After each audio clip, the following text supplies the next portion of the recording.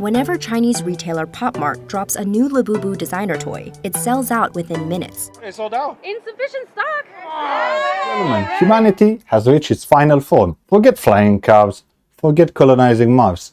We are officially obsessed with Labubu. Yes, Labubu. It's not a Pokemon, it's not a cursed Furby, it's not your cousin's imaginary friend from childhood therapy. It's Labubu. Yes. And right now, millions of people are just losing their minds over this stupid little gremlin. They actually are fighting for it, they're collecting it, and they're spending their rent money on it. And you know what? I kind of respect it. But also, what are we even doing? What's going on? Let's break it down. For the uninitiated, Labubu is a tiny toy.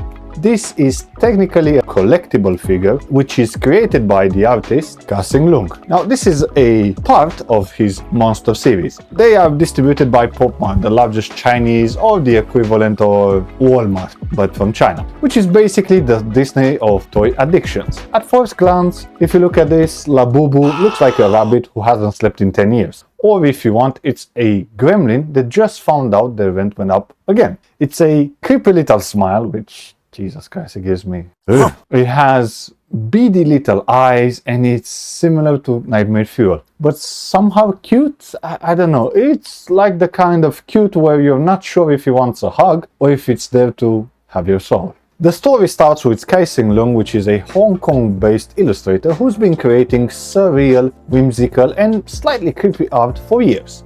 Now, he designed Labubu as one of his monster characters. Now this mischievous little creature has a huge ears and it's even bigger personality. And if this stayed in the art gallery, only a few hipsters would have cared. But then you had Pop Mart that just stepped in. They saw Labubu and said, wait a minute, what if we mass produce this thing and we sold it into blind boxes? And they turned it into the next Beanie Babies on steroids or NFTs. And boom, this whole phenomenon just began. Here's where things actually got wild.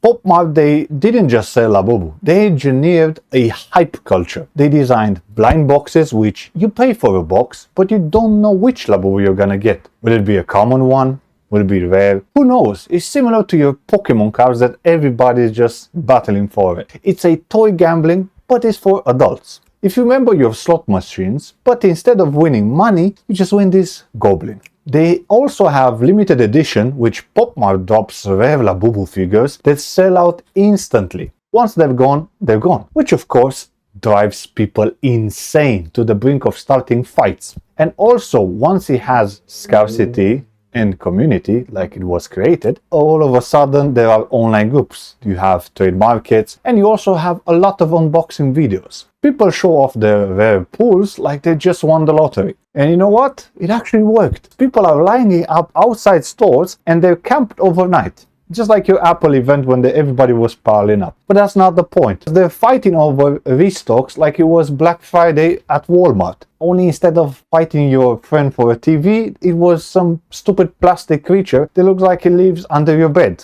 And then came the cult. It's not an official cult, but it might as well be. You have collectors that began flexing their Labubu's armies online, and they have shelves full of them, entire rooms decorated like Labubu shrine, and people that are crying on camera because they didn't get their super rare crying Labubu variant. Fuck off, Susan. The unboxing now, this became a ritual. Have you had people unboxing Pokemon cards? Well, this is a bit dramatic. They have slow reveals, they have gasps, they have screams, they have tears. My eyeshadow color. I too was a hater, and let me just say that you get it or you don't, which means there's more for us. Thank you. Don't get it, please. Oh my God, I'm so scared. Okay, for eyeshadow, we're gonna be using, oh, what is that? Oh, what is that? Oh my God, it's so ugly, but it's so cute. Oh my God, the eyes have glitter. I didn't know that. I'm even more obsessed now. I didn't know they had glitter. Oh. Honestly, man, I'm watching my grandmother in church. Except instead of God, they have sacred relics or whatever. It's just a stupid goblin with glittery ears. And if you mock it, Jesus Christ, people are gonna hit me with, well, actually, it's art. Alright, so Picasso, Van Gogh, and Labubu, the Goblin King of art. Sure, mate, art. Piss off.